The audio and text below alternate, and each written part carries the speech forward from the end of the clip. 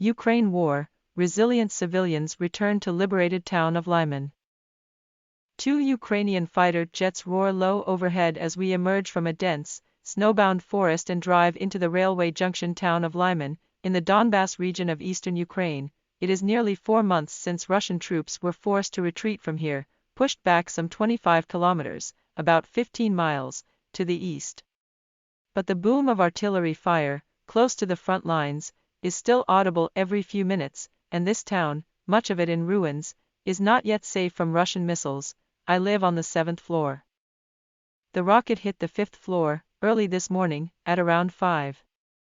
But I'm fine, says Alexander Rogovets, a 73-year-old retired businessman and the only remaining resident of a large apartment block on the edge of town. He bends over to share out some dried food to the 8 cats, 7 of them strays, abandoned by neighbors, he now looks after. That resilience, and a strong collective spirit, seem to be widespread here, among those who have clung on amid the snow and rubble.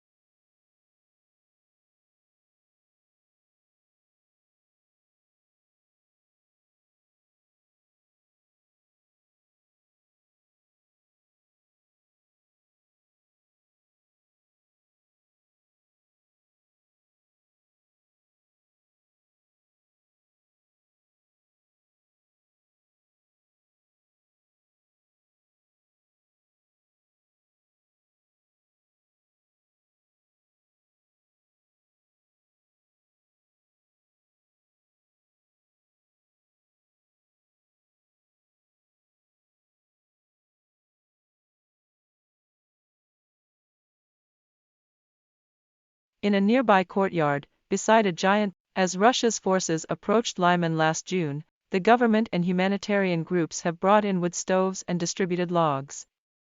Every day one aid group brings in hundreds of packed lunches to distribute free of charge.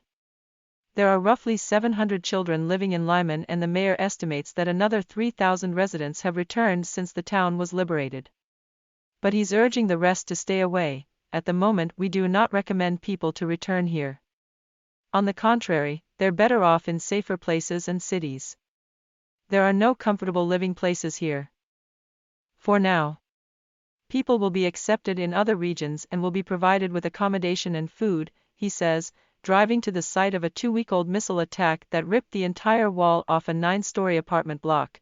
The mayor says local police are still dealing with a handful of Lyman's residents suspected of working for the Russian occupiers.